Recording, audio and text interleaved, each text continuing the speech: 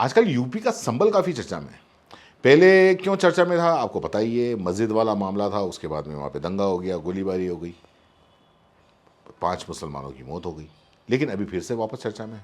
वैसे वो चर्चा लगातार चल ही रही है, लेकिन एक और मुसलमान की पुलिस कस्टडी के अंदर मौत हो गई। परिजन बता रहे हैं कि पुलिस ने टॉर्चर किया इसलिए मौत हो गई, और पुलिस बता रही है कि नहीं साहब, दिल का दौरा पड़ गया।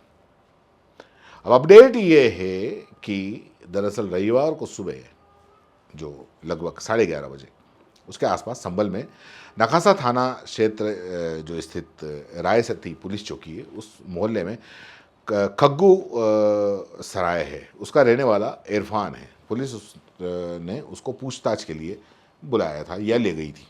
उसके बाद में उस व्यक्ति की कुछ वक्त के बाद में मौत हो जाती है। सूचना परिजनों के पास में आ गई कि आपको जो इरफान है उसको ले गए थे, उसकी मौत हो गई है, हॉस्पिटल के अंदर आप ले जाओ।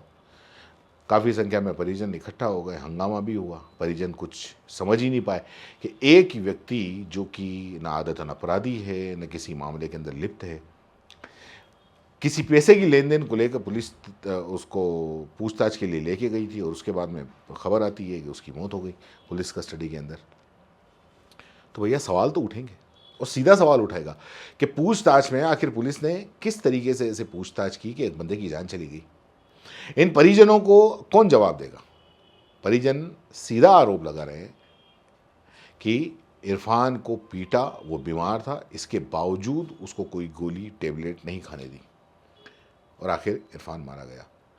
अब पुलिस वालों को किसी मुसलमान के मरने पे वैसे तो कोई फ़र्क पड़ता नहीं, क्योंकि न तो उनके ऊपर कोई कार्रवाई होगी, न कोई सस्पेंड होगा, और न ही किसी के ऊपर कोई जांच वाँच बैठाई जाएगी। 5 मुसलमान मार दिए, क्या कुछ भी नहीं हुआ। तो ये सवाल अपनी जगह। हाँ, कोर्ट में अगर कभी गए और कोर्ट के लिए कहीं बात हुई तो बात अलग है, लेकिन आप देख लो ये सामने, ये एक और वीडियो जो सोशल मीडिया के ऊपर ही वायरल हो रहा है, यहीं का वीडियो है, संभल का ही है। ये जो इरफान मरा है, इस इरफान का जो बेटा है, उस बेटे को किस तरीके से मतलब पुलिस वाला धमका रहा है, जो अधिकारी है, उसे कह रहे हैं कि अभी तो मैं तेरे साथ में खड़ा हूँ, दूसरों की बात में आके हवा मत दे। मतलब सोचिए, सामने उसके बाप की लाश पड़ी हुई है और पुलिस अधिकारी एक तरीके से उसको धमका रहा है। उसको पता है कि सामने मुसलमान है, कोई फर्क नहीं पड़ेगा, ज़्यादा अगर आवाज़ उठाई तो उसको आतंकवादी घोषित कर देंगे। संभल के अंदर क्या हुआ? संभल के अंदर रोज नए नए ऐसे ही तो बयान पुलिस वालों के आते रहे। काम खराब करने को तुल रहा है। ठीक है सर, मेरा कहना ये है, अभी तो मैं तेरे साथ खड़ा हूँ, हर चीज में साथ नहीं है। तुम्हारी परेशानी ठीक है सर, ठीक है, हम साथ खड़े हैं, लेकिन दूसरों के कहने में हवा मत। मेरी बात भी सुनोगे? आप बताओ, तुम बता दो। हाँ सर, ठीक है। और सिर्फ यही नहीं, अभी संभल की बात निकली है तो मैं आपको एक और अपडेट देता हूँ। संभल के अंदर मस्जिद में कोर्ट सर्वे की इजाज़त देता है, रातों रात उसका सर्वे होता है।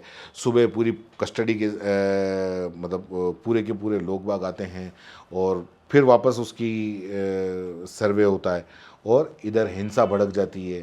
पुलिस 5 मुसलमानों को मार देती है। 5 मुसलमान मारे, 50 के आसपास गिरफ्तार कर लिए। कई मुसलमानों के घर, दुकानें सब उन्हीं की तोड़ी। और अब इसी हिंसा के मामले में 10 मुसलमानों को, इसी संभल हिंसा के मामले में 10 मुसलमानों को और गिरफ्तार किया। मतलब कुल 70 मुसलमान गिरफ्तार हुए। पूरी पुलिस ने एक अफरोज़ मुल्ला को भी गिरफ्तार किया है, और दावा ये किया जा रहा है कि अफरोज़ ने हिंसा वाले दिन पुलिस पर गोली चलाई, और ये गोली पुलिस को नहीं लग के बिलाल और अयान मारे गए। मतलब पुलिस ने नहीं मारे थे, मुसलमान ने ही मुसलमान को गोली मार दी। जो संभल के एएसपी हैं शिरीष चंद्र, उन्होंने कहा कि संभल में जामा मस्जिद के पास जो हिंसा हुई थी, अब तक 70 लोगों को गिरफ्तार किया गया है, और अन्य आरोपियों की तलाश। मतलब इसमें अभी और भी गिरफ्तार होंगे। तो ये हाल है। आप इनके बयान भी सुन लीजिए, और जो चाहते हैं वो लिख भी दीजिए। जामा मस्जिद के निकट हुई हिंसात्मक घटना के फलस्वरूप लगभग 70 अभियुक्तों को अभी तक गिरफ्तार किया जा चुका है। इन अभियुक्तों में एक मुल्ला अफरोज, जो कि थाना कोतवाली नखासा का निवासी है, यह सारी सहायता बैंक का सक्रिय सदस्य है। यह अपने साथियों के साथ घटनास्थल पर 24 नवंबर को मौजूद था, और पुलिस पार्टी पर इसके द्वारा फायरिंग की गई थी, लेकिन फायरिंग में अफरा तफरी के बीच फायरिंग के फलस्वरूप कुछ गोलियां इसके साथियों और उपद्रवियों को भी लगी, जिसमें से 2 लोगों की मृत्यु भी कारित हुई है, जिसमें एक अयान और दूसरा बिलाल है। इस संदर्भ में इसके अन्य साथियों की भी तलाश की जा रही है, शीघ्र ही उन्हें भी गिरफ्तार किया जाएगा और इसके कब्जे से आला कत्ल 32 बोर की रिवॉल्वर और कार्टेज भी बरामद किए गए। सर, मुल्ला अफरोज किस गैंग से जुड़ा हुआ है, क्या पूरा? मुल्ला अफरोज सारे साटा गैंग का सक्रिय सदस्य है, जो कि शस्त्रों की अवैध तस्करी एवं वाहनों की तस्करी में भी लिप्त रहा है।